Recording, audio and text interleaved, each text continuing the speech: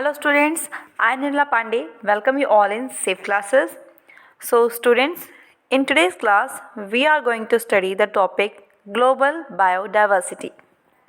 So let's start today's class. So students, जो हम chapter read कर रहे हैं it is biodiversity and conservation.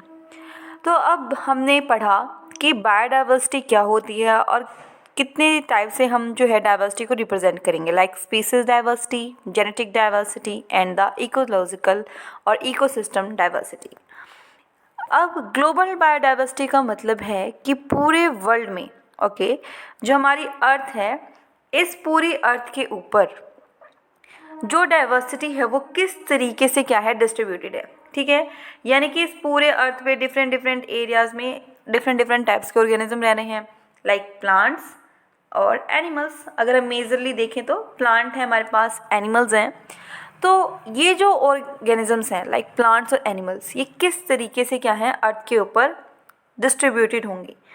तो वो जो डिस्ट्रीब्यूशन है उसको हम किस में कंसिडर करते हैं, ग्लोबल बायोडाइवर्सिटी में.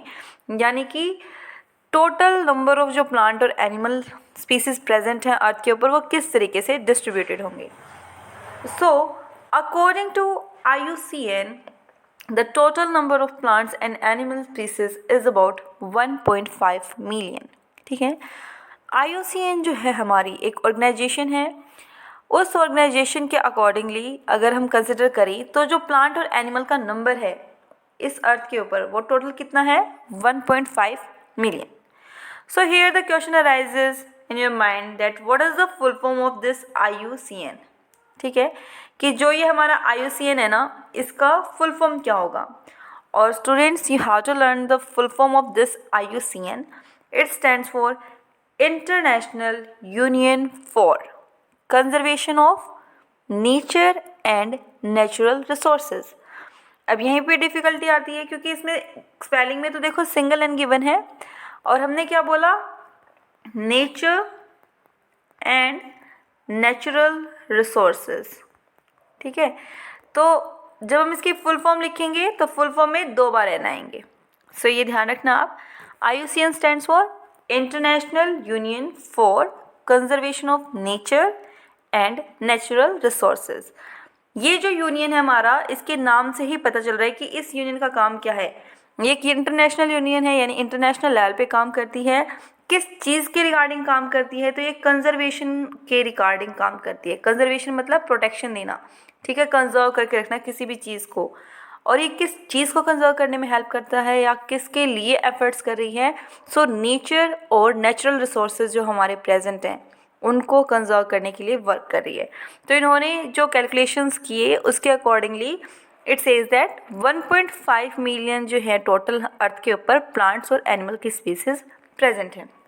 ठीक है, अब जो टोटल हमारे पास स्पीसीज रिकॉर्ड हुई हैं, ठीक है, 1.5 मिलियन हमने बोला कि स्पीसीज जो हैं वो प्रेजेंट हैं.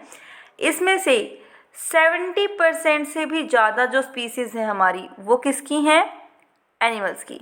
ठीक है, जितनी स्पीसीज रिकॉर्ड हुई उनमें से 70% से ज़्यादा जो स्पीसीज हैं वो किसकी हैं, एनिमल्स की हैं. और जो हमारे प्लांट्स हैं वो कितना काउंट कर रहे हैं इस टोटल स्पीसीज का, इट इज़ अबाउट 22%. ठीक है, टोटल जो स्पीसीज थी उसका 70% एनिमल और 22% क्या है, प्लांट्स हैं. क्लियर. और जो एनिमल्स हैं ना हमारे ये 70% जो एनिमल्स थे, इस 70% एनिमल में से 70% जो है वो क्या है, हमारे इंसेक्ट हैं. अभी एक सिंपल सा मैथ्स है, इसको समझते हैं हम कैसे बात कही इसने. लेट से जो आपकी टोटल पॉपुलेशन थी ना और एनिमल्स की, जो 70% हमने बोला वो कितना था, 100 है. ठीक है, कि टोटल जितने भी हमारे पास प्लांट्स प्रेजेंट थे और एनिमल्स प्रेजेंट थे उनमें से हमारे पास एनिमल्स कितने थे, 100. सो इस 100 में से 70% यानी कि 70 जो है वो क्या हमारे इंसेक्ट है और जो बाकी का बचा वो हमारे क्या हो जाएंगे, एनिमल्स हो जाएंगे. ठीक है, जो ये बाकी के होंगे हमारे वो क्या हो जाएंगे, एनिमल्स हो जाएंगे. सो सिंपल एक कैलकुलेशन है, आप इसको ध्यान से पढ़ेंगे आपको ये क्लियरली समझ आएगा, ठीक है। अब एक और कंजर्वेटिव और साइंटिफिक जो एस्टिमेशन किया गया by another person named Robert मे, ठीक है। IUCN के अकॉर्डिंग क्या था, 1.5 मिलियन था। फिर रॉबर्ट मे ने भी कैलकुलेशन किया और उन्होंने जब कैलकुलेशन किया तो उन्होंने क्या कहा कि जो टोटल स्पीसीज प्रेजेंट है it is more than 7 million, ठीक है, और अबाउट 7 मिलियन। उन्होंने क्या कहा कि जो स्पीसीज डाइवर्सिटी अर्थ के ऊपर प्रेजेंट है वो कितनी है, 7 मिलियन है। सो ये दोनों आपको ध्यान रखने हैं। IUCN के अकॉर्डिंग 1.5 मिलियन है और रॉबर्ट मे ने जो कैलकुलेशन किया उसके अकॉर्डिंग कितनी है, 7 मिलियन बर्ड जो स्पीसीज डाइवर्सिटी है वो अर्थ के ऊपर प्रेजेंट है globally. So here is the representation of global biodiversity, ठीक है। अभी हमने पढ़ा कि ग्लोबल बायोडाइवर्सिटी होता क्या है, किस तरीके से, मतलब कितने जो ऑर्गेनिजम्स हैं वो प्लांट्स के होंगे, कितने जो ऑर्गेनिजम्स हैं हमारे वो एनिमल्स के होंगे। अब यहाँ पर हम रिप्रेजेंट कर रहे हैं ग्लोबल बायोडाइवर्सिटी को, ठीक है। सो यहाँ पे आपको 3 जो है पाई चार्ट दिखाई दे रहे हैं। फर्स्ट जो पाई चार्ट है हमारा ये शो कर रहा है ग्लोबल रिप्रेजेंटेशन ऑफ प्लांट्स, यानी कि प्लांट्स का डिस्ट्रीब्यूशन अर्थ के ऊपर किस तरीके से है, ठीक है। फिर सेकंड जो पाई चार्ट है ये हमारा शो कर रहा है कि इनवर्टिब्रेट्स जो हैं उनका ग्लोबल डिस्ट्रीब्यूशन कैसे है, यानी कि इनवर्टिब्रेट जो हमारा एक ग्रुप ऑफ एनिमल्स हैं उसके अंदर जो डिफरेंट सब ग्रुप्स हैं हमारे वो किस तरीके से डिस्ट्रीब्यूटेड हैं। और थर्ड जो पाई चार्ट है यहाँ पे हमारा वर्टिब्रेट्स का डिस्ट्रीब्यूशन शो किया गया है। अब फर्स्ट को कंसिडर करते हैं। तो देखो आपने 11th क्लास में classification of plant and animal पढ़ा था। सो अगर आपको वो ध्यान है तो अब उसी से रिलेटेड ये जो डिस्ट्रीब्यूशन है फर्स्ट वाला इसको शो किया गया है। तो इसमें इसने क्या शो किया कि लार्ज अमाउंट में अगर हम प्लांट और फंगी किंगडम देख रहे हैं एक साथ, तो उसमें लार्ज अमाउंट में कौन ऑक्यूपाई कर रहा है, एंजियोस्पर्म और फंगी, ठीक है। इस पूरे पाई चार्ट का जो सबसे ज़्यादा वाला हिस्सा है like this one and this one, ये जो पार्ट है वो कौन ऑक्यूपाई कर रहा है, फंगी ने और एंजियोस्पर्म ने ऑक्यूपाई किया है। रेस्ट ऑफ जो पार्ट बच गया वो हमारा फिर मतलब फंगी और लाइकेन तो क्या हो गए फर्स्ट। उसके बाद अगर आप इसको रीड करेंगे तो देखेंगे कि एल्गी ने सेकंड नंबर पे ऑक्यूपाई किया है और फिर मोजेस, फर्न्स, एलीज और लाइकेंस का नंबर आता है। यानी कि यहाँ पे इन्होंने शो की है कि कितनी पॉपुलेशन जो है या कितने मेंबर्स जो हैं वो वहाँ पे प्रेजेंट थे। सबसे ज़्यादा इन दोनों के हैं और फिर उसके बाद क्या होंगे, इनका नंबर आएगा। अगर हम बात करते हैं कि इनवर्टिब्रेट्स का अंदर डिस्ट्रीब्यूशन कैसे हो रहा है, so invertebrates those animals which do not have a vertebral column, जिनके पास वर्टिब्रल कॉलम नहीं होता, तो उसके अंदर हमारे डिफरेंट ग्रुप्स ऑफ एनिमल आते हैं। सो यहाँ पे जो सबसे ज़्यादा अमाउंट में ऑक्यूपाई किया है वो किसने किया है, इंसेक्ट्स ने। एज यू कैन सी ये जो पूरा एरिया है हमारा ये किसने ऑक्यूपाई किया हुआ है, इंसेक्ट्स ने।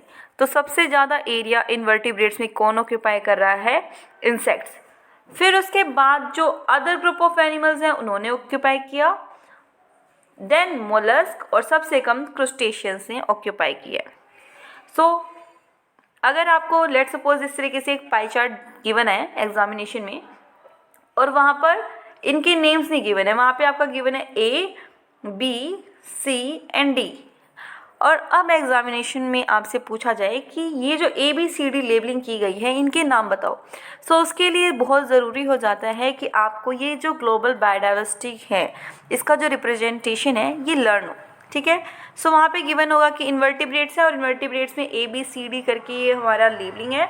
अब आपको बताना है कि यहाँ पे किस तरीके से जो एनिमल्स हैं या कौन सा ग्रुप है जो कि A में है, कौन सा ग्रुप है जो B को रिप्रेजेंट कर रहा है और कौन सा है जो C के थ्रू रिप्रेजेंट किया गया है।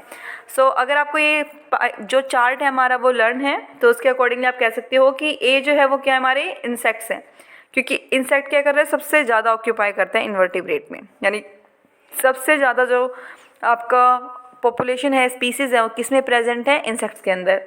फिर हम बोलेंगे कि B नंबर पे हमारा जो अदर ग्रुप ऑफ एनिमल है वो आएंगे, फिर C नंबर पे हमारा मोलस्क है और D नंबर पे हमारा क्या है, क्रुस्टेशियंस है। तो इस तरीके से जो क्वेश्चन होंगे वो इससे पुट होंगे। फिर उसके बाद हम देखते हैं कि वर्टिब्रेट्स का डिस्ट्रीब्यूशन कैसे हो रहा है। So students, as you can see, इस पूरे के पूरे सर्कल में हाफ ऑफ जो एरिया है वो किसने ऑक्यूपाई किया है? हमारी फिशेस ने, यानी कि vertebrates, that means those animal which have the backbone. उनके केस में अगर हम क्लासिफिकेशन देखें या इनका ग्लोबल डाइवर्सिटी देखें कि इसका कितना नंबर होगा, तो सबसे ज़्यादा स्पीसीज किस में प्रेजेंट है? फिशेस के अंदर, ठीक है। फिर उसके बाद जो नंबर आता है वो हमारा, एज यू कैन सी, उसके बाद किसका नंबर है? हमारा जो बर्ड्स और रेप्टाइल्स हैं वो, और फिर उसके बाद नंबर आता है हमारा एम्फीबियंस और मैमल्स का, ठीक है। तो ये हमारा क्या है? ग्लोबल बायोडाइवर्सिटी है और उसका रिप्रेजेंटेशन है।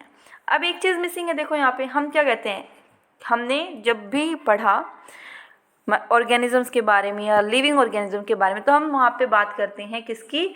माइक्रो ऑर्गेनिजम्स की भी, है ना। हम वहाँ पर माइक्रो ऑर्गेनिजम्स की भी बात करते हैं, लेकिन जब हम ये डिस्ट्रीब्यूशन पढ़ रहे हैं तो यहाँ पे हमने माइक्रो ऑर्गेनिजम्स को तो कंसिडर नहीं किया या प्रोकैरियोट्स को कंसिडर नहीं किया है। तो अब यहाँ पे देखो आपकी रीजंस गिवन है, ठीक है, कि ये जो एस्टिमेशंस हमने ली कि किसका कितना पॉपुलेशन है, ये आपको जो प्रोकैरियोटिक सेल्स हैं या प्रोकैरियोटिक ऑर्गेनिज्म हैं उनके बारे में कोई भी जो है नहीं नॉलेज दे रहा है।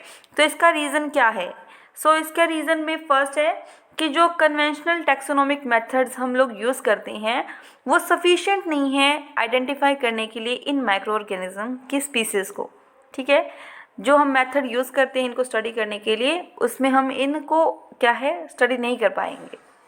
सेकेंडली है, बहुत सी जो स्पीसीज़ हैं माइक्रो ऑर्गेनिज्म की, अब क्योंकि वो माइक्रोस्कोपिक है, we can not see them with unaided eyes, तो उनको कल्चर करना सारी की सारी स्पीसीज़ को वो भी क्या है पॉसिबल नहीं है, ठीक है। तो इस वजह से भी क्या है हम इनके बारे में कोई एस्टिमेशन नहीं दे पाए कि भाई इनका कितना पॉपुलेशन जो है वो प्रेजेंट होगा ग्लोबली।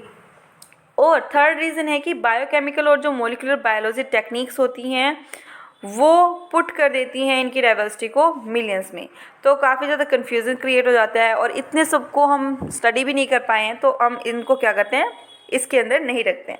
हम सिर्फ और सिर्फ बात करते हैं किसकी, कि प्लांट्स कितने हैं, इनवर्टिब्रेट्स का डिस्ट्रीब्यूशन कैसे है और वर्टिब्रेट्स का डिस्ट्रीब्यूशन कैसे है। सो स्टूडेंट्स, आज की क्लास में हम यही टॉपिक करने वाले थे, that is the global biodiversity, जिसमें हमने कहा कि जो प्लांट और एनिमल स्पीसीज़ हैं वो 1.5 मिलियन है अकॉर्डिंग टू IUCN। उसमें से 70% स्पीसीज़ एनिमल थी, 22% प्लांट्स है, एनिमल का जो परसेंटेज था उसका 70% क्या है हमारा इंसेक्ट्स है, ठीक है। So see you all in the next class with the next topic. Till then bye, have a nice day.